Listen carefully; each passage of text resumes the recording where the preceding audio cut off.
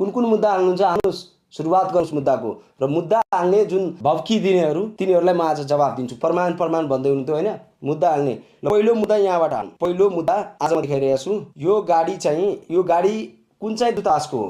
यो गाडीको नम्बर तपाईँहरूको बिचमा राखिरहेको छु।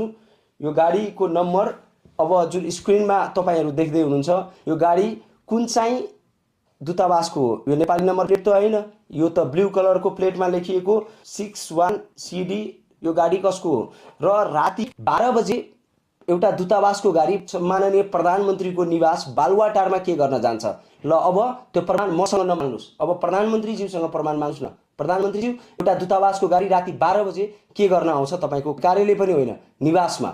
यो प्रमाण तपाईँहरूले माग्यो। हामी त त्यो बाटोमा घुमी फोटो लिएका छौँ। यो पनि यतिकै आएको होइन। म भन्छु, जुन दिन म निर्मल निवासमा लाइभ गरेको थिएँ नि, त्यही दिनको त्यही समयको फोटो हो। र त्यो भिडियो सार्वजनिक गरिदिनुहोस्। र के चाहिँ यस्तो समस्या थियो? हुनसक्छ कुनै सरसल्लाह नै होला। के चाहिँ सरसल्लाह थियो कि राति 12 बजे एउटा दूतावासको गाडी प्रधानमन्त्रीको निवासमा पुग्छ? अब